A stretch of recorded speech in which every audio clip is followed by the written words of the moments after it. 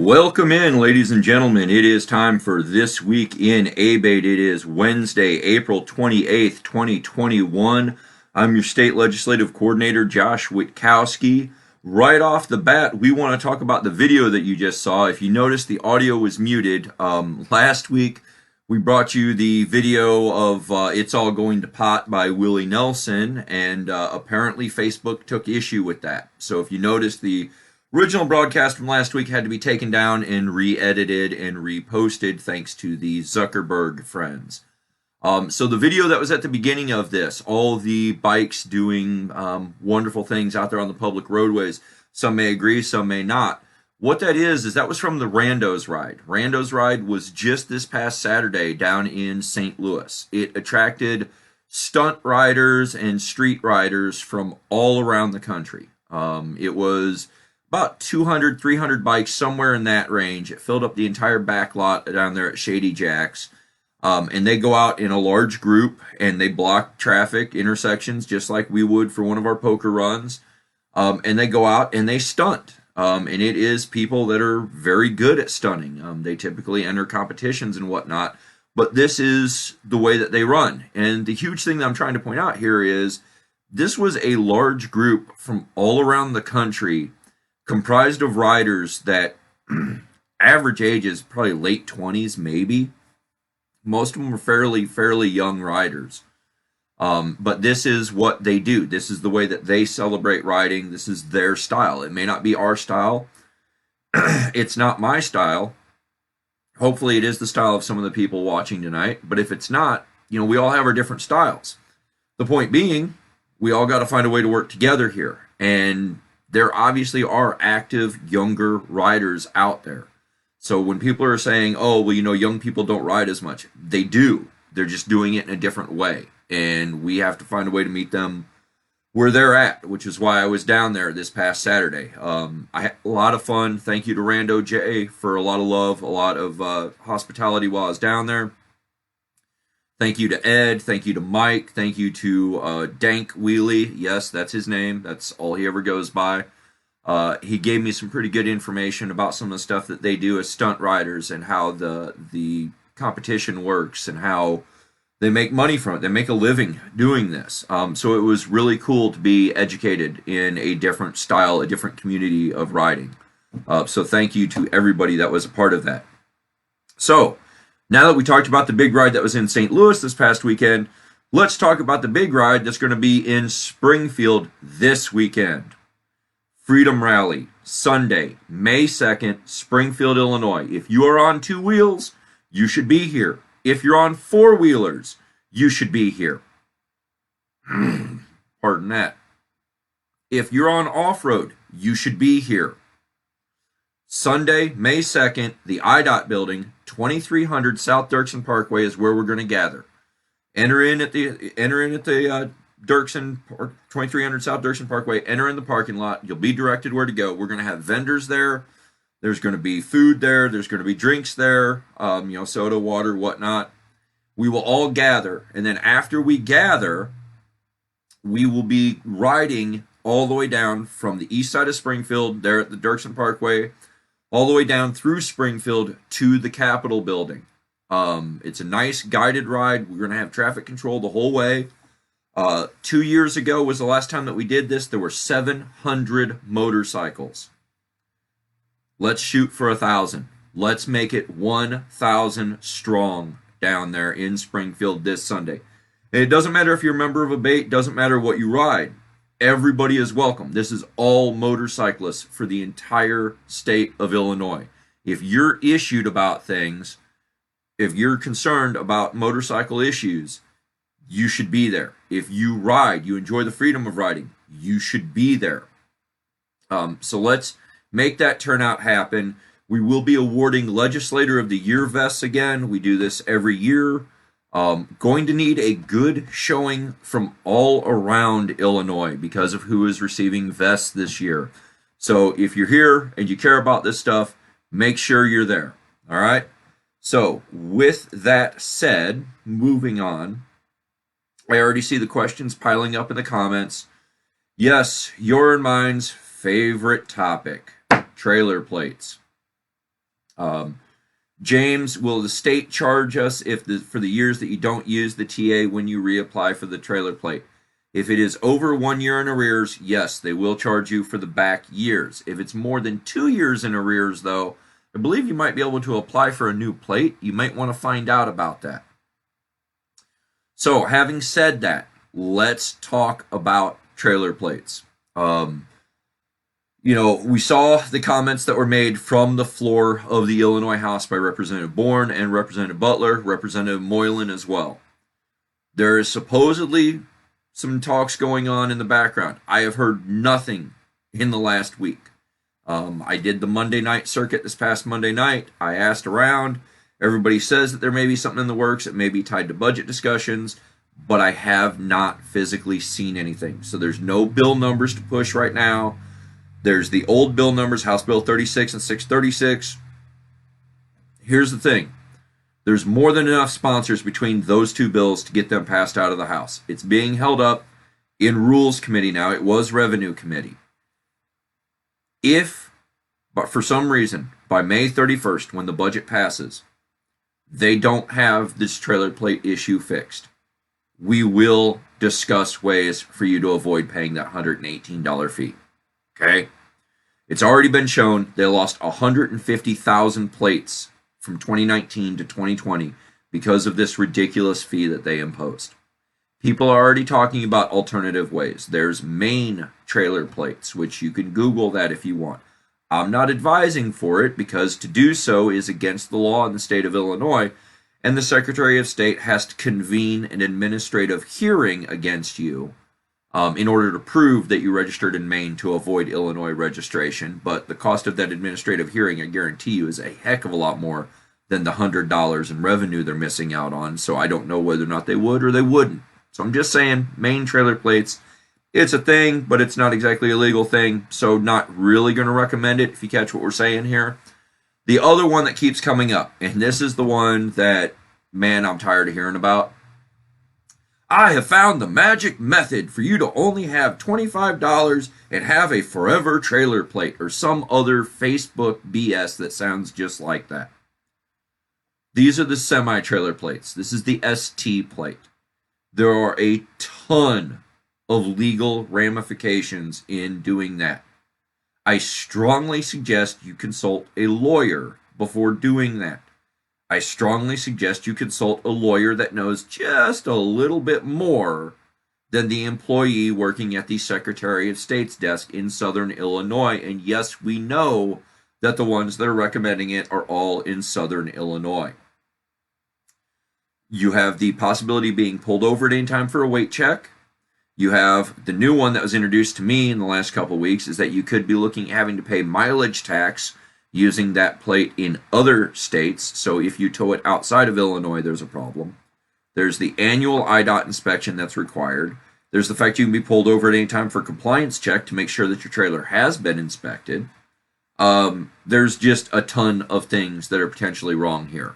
So whenever you see it and it's being shared from a lot of fishing and outdoors groups, please try to direct them to the right information. You know, we have a post that keeps getting shared about 3 or 4 times a day from our page that's over a year old at this point, but that's literally where we have to be at. So please share that information out. Make sure that's getting out there. So with that said, that's where we're at. There's really nothing new to report other than the same things that have been going on. Hopefully we'll see some changes. Dan, I see your questions. We'll cover that towards the end. All right. So next thing, profiling update. Ooh, there's been a lot going on in the world of profiling this last week. We're still working with some people behind the scenes on the issue with the gaming board. I know I keep saying that every week, but every week it's a question of whether or not do we release this letter and really go full bore at it, or do we keep working while we're still having progress behind the scenes? We're still having progress behind the scenes, so that's kind of where we're staying at. There's a chance that a new rule is going to be introduced that's going to clarify association. We're going to see what happens with that. Of course, this could all blow up by the end of the week, and next week's a whole new ball game. Welcome to legislative stuff under the dome. Things change literally day to day down there. So that's where we're at with regards to the issue with the gaming board harassing motorcycle clubs in northwestern Illinois and harassing legal gaming establishments in northwestern Illinois. Other issues of profiling. The ABC 7, Chicago, they have a horrific story out today about the hordes of menacing motorcycles and their large groups that are just absolutely pillaging and terrorizing the good citizens of the city of Chicago. Holy crap, you would think it was the Hollister riots again, based on the breathless coverage coming out of Chicago. You would think a city of, 3 million, give or take, would have other things going on in their city that was more important than some guys getting together for Taco Tuesday. But oh my God, it is the end of the world. It is the apocalypse. Motorcyclists are the worst thing in the city of Chicago if you read the media coverage for the last 2 weeks. This is profiling, ladies and gentlemen. This is what we talk about. This is media profiling. This is making all motorcyclists sound like they're just out to cause trouble for the general public, and it is pure bunk. I'd like to think media should be ashamed of themselves, but we all know better. I mean, let's just face it. If it bleeds, it leads. They know it's going to lead to people sharing the article. Whether you agree with it or don't agree with it, you're going to share it because, yeah, I agree with it. You're going to share it because, oh my God, look at this crap. It still gets some views on their website, and that's all they really care about at this point in time. So it's out there. If you want to go find it, find it. I'm not sharing it. Just that simple. And along the same lines of things that I am not going to share was a new one that just popped up about an hour and a half ago. I sent the link over to Chris as perhaps the dumbest thing I've read on the internet today, and that's really saying something if you know some of my friends that are out there. There is a new group that has popped up that seeks to differentiate between law-abiding motorcycle clubs and criminal motorcycle clubs. Anybody know any criminal motorcycle clubs out there? Because I know a crap ton of motorcycle clubs, and I don't know of a single criminal motorcycle club. I do know that this Facebook page is, trying now to promote the false narrative of a criminal club. And if you want to know why it's a false narrative, here's the false narrative of a criminal motorcycle club. Basically, what certain groups whose budgets depend on scary, menacing threats want to be able to say is there are clubs that exist solely to create crime, and they brand them as criminals. They brand them as gangs, is what they like to do. And they put them on a list, and they say, see, they're on this list. They're bad, they're evil, they're terrible. We need to all run in fear.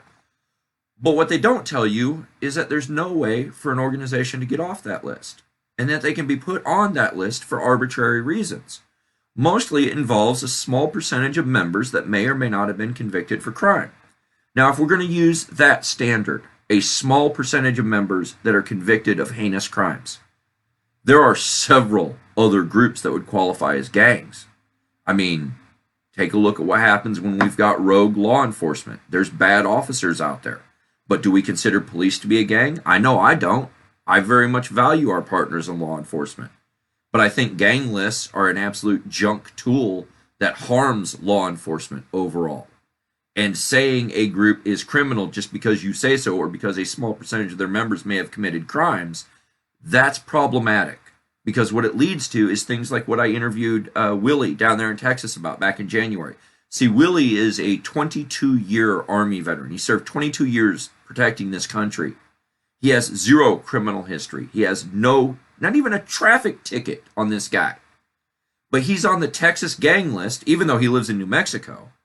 He's on a gang list because he chooses to freely associate with particular motorcycle clubs. And because he's on that gang list, he can't carry a firearm legally in the state of Texas. He's denied his Second Amendment rights because he's on a list that he can't ever get off of, that he was arbitrarily put on. That's depriving constitutional rights. That is something nobody should ever be in favor of. But that is what profiling does. It seeks to deprive people of their guaranteed rights under the Constitution by minimalizing them and marginalizing them. Other famous groups that have been on gang lists, fans of ICP, Insane Clown Posse rap group, they're considered a gang, or they were for about 5 years until the feds finally relented off of that one. Other people that have been on the gang list, supporters of various civil rights icons over the years. You know, when civil rights guys were considered to be troublemakers and rabble rousers. So know about this. Know that kind of what this profiling is. And when you hear people talk about, oh, those criminal clubs, correct them. I've never met a criminal club.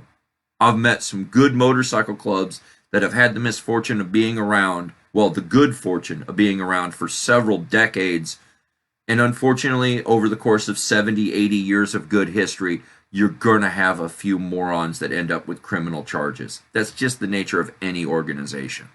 So it does happen. It doesn't mean the entire organization is bad, and it sure as hell doesn't mean that there's such a thing as quote-unquote criminal clubs.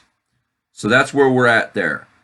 Outside of that, last thing, down there at the State House, we have two bills in play right now, ladies and gentlemen. We may have trailer plates still in play, but we have Senate Bill 1231. It is currently in the Senate. Now, what this is this originally was Senate Bill 150. This was Polaris trying to bring in larger vehicles into the state of Illinois. They were trying to bring them on our trails.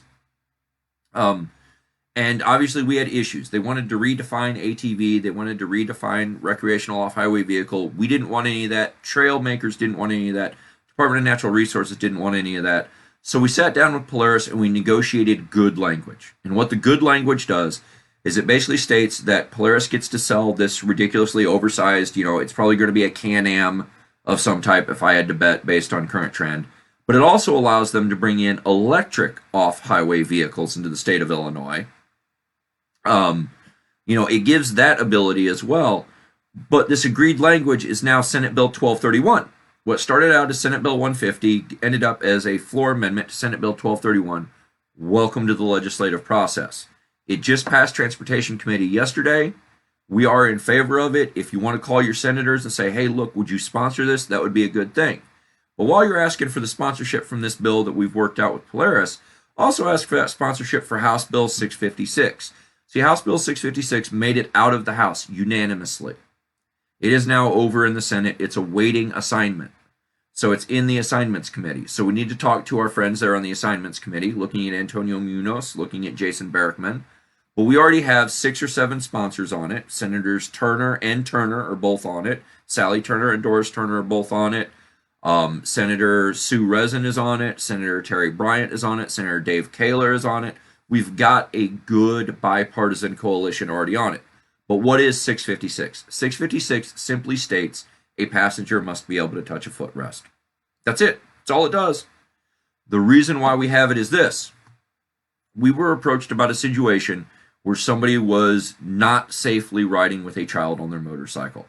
It angered some county sheriffs. The county sheriffs wanted to propose a ban of children on motorcycles. Now, that would be a problem. They wanted to propose a ban. It was like 8 or 10 years old, something like that. But here's the issue. Now you create a reason for you to be pulled over if you have a kid on the back of your bike, because how old is that kid? They need to investigate. It's not good for us. It's not good for law enforcement either. They don't like when you've got vague standards that can't be easily identified. So the solution was to say, the law already says passenger has to be behind the rider. The law already says there has to be a footrest present. Cool. Let's just say they got to be able to touch the footrest. By the way, there's nothing in this proposed change that says you can't modify the footrest or buy aftermarket footrests for shorter riders. Yes, we are thinking about our shorter riders that are out there. So everybody wins. You're still able to accommodate shorter riders. It creates a clear definition for law enforcement to see if the passenger cannot touch at least one footrest, there's an issue. And we avoid a proposed ban on children on motorcycles. This is how legislative stuff works. You work out these compromises with stakeholders to avoid larger problems, and it works well. So hopefully we can get our friends in the Senate to pass House Bill 656, send that thing to the governor's desk, where hopefully the governor will sign it for us. So talk to your senators, ask them to sponsor that. And with that, since we're talking about all the other things that are going on as part of the legislative process, I am going to bring in Chris Hansen here to talk about all the local events that are going on. Chris, you want to take it away, buddy? Sure, we'll take it away. So thank Josh. A couple things I want to touch on, obviously, and we're going into May here, and May is Motorcycle Awareness Month. We're out getting proclamations. I want to give a shout out to the chapters that have been out there getting these proclamations already. We have 9 chapters out of 47 that have gotten those proclamations so far, and those chapters are Starved Rock A.B.A.T E, who is absolutely killing it, Freeport, Piasaw Gateway, Duquesne, Eastern Illinois, Piotas, Lemoyne Valley, Chicago, and Open Roads. All of those A.B.A.T E chapters have gone out, gotten proclamations from cities, towns, and villages in their area. We need more. Keep them going. The more that we have our name and our awareness out there for motorcyclists, the better off we're going to be. So, the other thing I'm going to touch on is, again, we're going into May, and I've been harping on this since January. Get social media. We need to be more out there. We need us in every chapter out there promoting our stuff on social media. So if you haven't yet, get on it. But with that, we're going to go into events, and we are going to kick this thing off by talking about Freedom Fest. We've been covering this. Everybody knows this is a mid-state and Lincoln Land chapter event. It is from April 30th to May 2nd, all weekend at the Christian County Fairgrounds in Taylorville. It's got music all weekend. We've got Run What You Brung open dirt drag races. There is going to be a blind draw bags tournament, foods, vendors. There's going to be a whole bunch of stuff going on that weekend. It's a $10 admission, gets you all 3 days, free tent camping. There's camper hookups for $20 a night. I'm going to reiterate, 18 and up only. Don't be bringing your kids to this thing. No firearms, bring your own booze. You ride a motorcycle, you don't ride a motorcycle, be there, have a hell of a weekend, enjoy all of the music and everything going on there. Now, while that goes to the 2nd, we're going to back up a day here, and we are going to talk about the Kaskaskia Valley Spring Ride. That is on Saturday, May 1st. They're meeting at Kretzer's, and it's an 11 a.m. kickstands up at noon. If it is going to be raining, they are canceling it, just so you are aware. Again, that's the Kaskaskia Valley Spring Ride, so be there for that. And then also on the 1st, Central Illinois A.B.A.T E has got their awareness ride and the blessing of the bikes. Sign up is from 11 to 12, and that's at Reman's Harley in Kewanee. Kickstands are up at 12:15. So there's a blessing of the bikes at Harley's Pub, so you can make a whole day out of riding, getting your bike blessed and all of that. So join Central Illinois A.B.A.T E. Now that brings us back to Sunday, May 2nd, and that is the A.B.A.T E of Illinois Annual Freedom Rally. That is going, and we do this to support all motorcyclist rights out there, to bring awareness. Everything that we do in May is to bring awareness. So the lineup, like Josh said, starts at 8 a.m. at I.D.O.T parking lot. And then we ride in a parade to the Capitol. I'm actually excited. I might actually get to go this year. So all vehicles, all clubs, all organizations are welcome. Alcohol is prohibited. And this, like Josh talked about, is where we're going to be handing out the Legislator of the Year vest. So again, this is a whole weekend between Freedom Fest and Kaskaskia Valley in Central Illinois A.B.A.T E and the Freedom Rally. Make sure you're at least part of one of those great events, if not all of them in some capacity. And to answer the question that was out there before, there will be a bike blessing at the Freedom Rally. I saw that question down there in the comments. So from there, we're going to go on to the following weekend, and we got a busy day on May 8th, and we're going to start off by talking about the 10 Mile Creek Shakedown Run. Now, this was rescheduled due to weather before, so they're going to be leaving the depot at 11 a.m. sharp. You can get out on this ride. Kickstands, like I said, up at 11, registrations from 10 to 11, and it is $10 a person, $15 a couple, so not at all that expensive to get out and ride with 10 Mile Creek. And then if you are not in that area of the state, you can partake in the Open Roads A.B.A.T E Windshield Wash. They're doing this event at Casey's General Store in Sandwich, and this is strictly to promote the awareness of motorcycles and off-road vehicles everywhere during Motorcycle Awareness Month. It's from 11 a.m. to 1 p.m., so you can get out there to Casey's and join Open Roads A.B.A.T E for their windshield wash. Then you got the Duquesne chapter, and they've got 2 events going that day. One in Kane County, we'll start with that one, is Motorcycle Awareness Day. Operation and Distracted Driving. So from 11 to 2 p.m., they're on Route 64 and 47 and 47 and 38, working with the Kane County Sheriff's Department and the Elburn Police Department, getting out there with signs saying, put the cell phones down, stop texting and driving. And if by chance a driver chooses to ignore us and they go through those fantastic intersections, texting and driving or curling their hair or whatever the hell they're doing, they're going to get to have a lovely chat with one of our sheriffs or police officers about why they shouldn't do that, how they might kill a motorcyclist because they're not paying attention, how they might get a fantastic ticket for texting and driving. Those chats are always fun to watch. And then after that, we head on down to Knucklehead's Tavern, a great supporter of Duquesne ABATE, for lunch on the chapter. Also, we'll be covering an event in DuPage County. It'll be the Motorcycle Awareness Ride at Heritage Harley Davidson in Lisle. Registration for that is 9 to 11 a.m. There's a bike blessing at 11 a.m. by the Christian Motorcyclists Association. And then we ride from 11 to 11:30 to 12:30 through DuPage County. DuPage County Sheriff's Office is escorting. We've got numerous police departments helping with blocking. And this is to bring awareness to, hey, we're back on the roads in DuPage County as well. We head back to Heritage for luncheon and after party from 12:30 to 5. So make sure you are out there for that. And then another event on the 8th is the Liberty ABATE Broomstick Pool Tournament. That's at the Mattoon Moose. Sign-ups from 12 to 12:45, and the first game starts at 1 o'clock p.m. It's a $5 fee to play, so, I mean, you can't get much cheaper than that. Double elimination. They got a 50-50 raffle in there.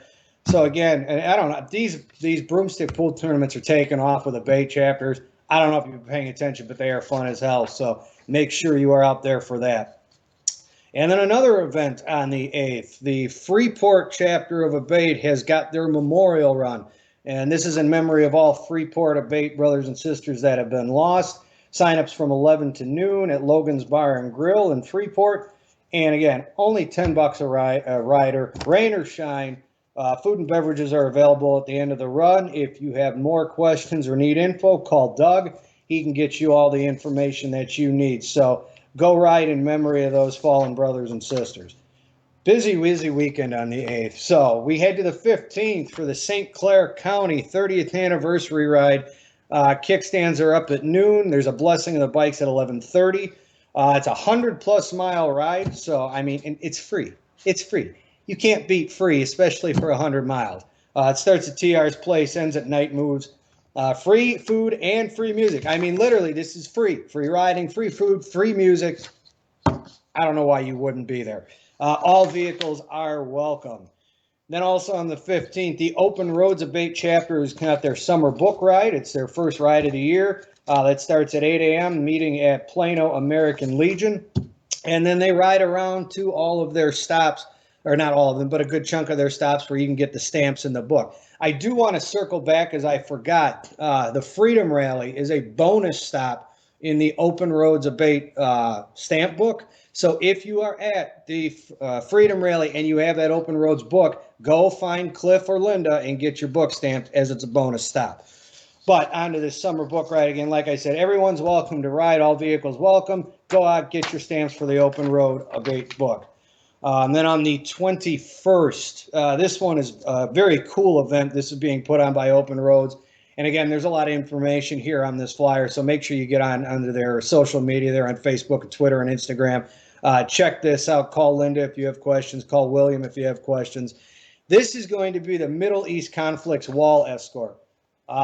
So they're going to meet at the state line and escort the Middle East Conflicts Wall all the way across the state. There are numerous points where they're stopping. So if you can't be at the beginning point, you can see all the stops listed there.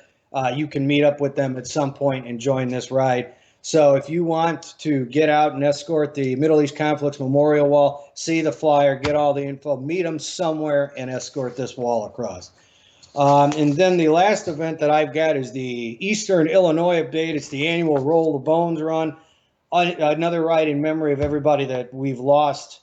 That is May 22nd at JJ's Burger and Beer. Sign-ups from 9 to 11. It's only $10 a person. Kickstands are up at 11, and all vehicles are welcome and open to the public, as the flyer says. Ride for those who no longer can. Contact Mike if you have any other questions. Again, I'm encouraging everybody, be it Freedom Fest, be it the Freedom Rally in Springfield. It's a big day, like Josh says. He wants 1,000. Me, I'm a perfectionist and an overachiever, so 1,000 doesn't sound like enough to me. But hey, that's just me. Get your motorcycle proclamations. Get on social media. That is all I've got. So, Josh, back to you. All righty. Thank you, Chris. We greatly appreciate it. Ladies and gentlemen, Chris Hansen, our public relations coordinator, talking about local events happening around the state of Illinois for the next 3 to 4 weeks. As you see, there's a lot going on. If you're not a member of ABATE, go to any of these events. If you are a member, make sure you're supporting your local chapters. From broomstick pool to roll your bones runs, memorial rides, anniversary rides, they're all a good time and a good way to meet new people. Always show up, always be welcome on those things. Something of interest with that Freedom Rally. That Freedom Rally, this is our 30th anniversary Freedom Rally for A.B.A.T.E of Illinois. Our lovely products coordinator, Sherilyn Russell, she found out that, yes, this is, in fact, our 30th, confirmed it with Polly Ward, our office manager / membership manager. That's pretty cool, man. This is 30 years that we've been doing this, so we really need to make sure we've got that turnout. And it's not just me that wants 1,000. It's not Chris that just wants more than 1,000. This is A.B.A.T.E. This is our organization. It's all of us that should have that 1,000 motorcycles there. So invite your friends, invite anybody that rides, and have a lot of fun with this. So that's what's going on with the Freedom Rally. So next to me here, you will see I've got point of personal privilege. What does point of personal privilege mean? Point of personal privilege is what you saw Tim Butler and Avery Bourne use from the floor of the House. It is when a member of the House of Representatives wants to speak to something that's not on the agenda or is not normal course of business for the day. And it can be used to recognize people. It can be used to recognize anniversaries, recognize people who have done something of good character, or just recognize issues that they're seeing within the House. So today is April 28th, 2021, and I am going to take advantage of a point of personal privilege. I've cleared it with the state coordinator. I talked with other members about this, and this is what I'm going to talk about in front of you right now. This day is very important to me because it was April 28th, 2015 that I almost lost my life, that I almost lost my leg. I was in a really bad accident. I was coming up behind a vehicle that was parked at a green light. The sun was behind me. The vehicle could not be, the tail lights didn't look like they were brake lights that were on. It looked like the vehicle was going. By the time I realized what was going on, I applied brake. My rear brake locked. We later found out it was a axle bearing that failed in the rear of my Yamaha bike that day. I was sliding. I was trying to bring the skid back under control. I did manage to get it back under control like a split second before impact. Tried shooting for the curb, missed the shot. My left leg crumpled. My engine guard crumpled. My leg went out. It snapped. I crushed what's called the tibular plateau. It's what your knee sits on. Give you guys an idea. I use these slides when I go out and talk to other groups. So this is what my leg actually looked like the morning of April 28th. Show it to you. This is what my leg looked like. If you're hearing my voice, the image you see on your left is what's called an external fixator. That is what my leg was in the afternoon of April 28th after having this wreck. The metal hardware you see in the x-rays, that's what was put into me. That's what I had. That was put in 20 days after the accident. And then that is what stayed in me for about 2.5 years before they moved it. And I show you this for this reason. I learned a lot of lessons from that wreck. One is you can't beat good helpers. And I got to acknowledge that. You got to have a good team. So these guys here that you see, this was the crew that loaded my wheelchair into my house when I finally got to go home from the hospital 3 days after the wreck. So you got to have a good crew like that. You got to have people. You got to have that connection, that brotherhood, that sisterhood.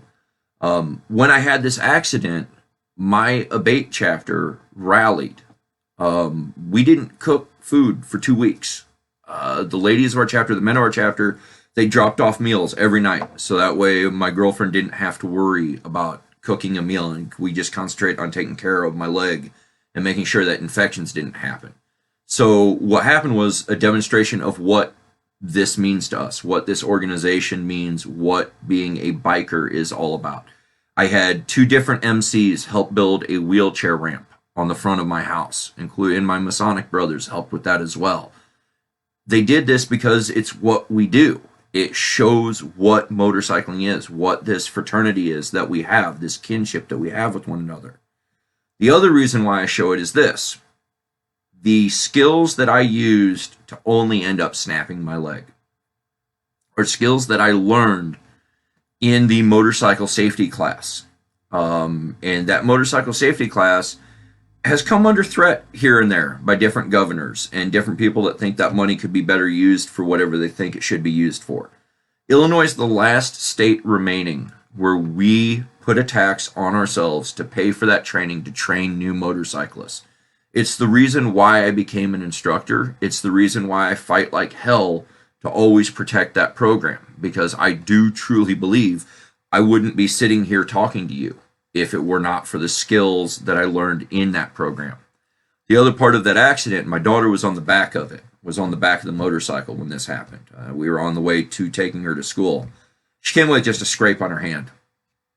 That was it. And that's because of the skills that I learned from taking that class, skills that I practiced and applied.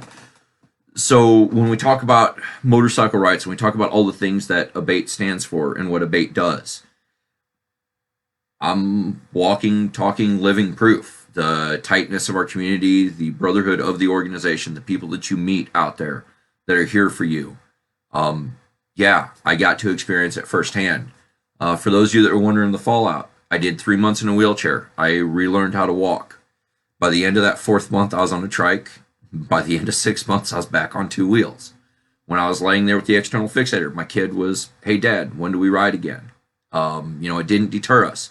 And instead, I try to now teach other people the same skills that saved my life. And I work to incorporate those new riders, both in what we do here with ABATE and what we do out there on the road. And I try to teach them this is what it's about.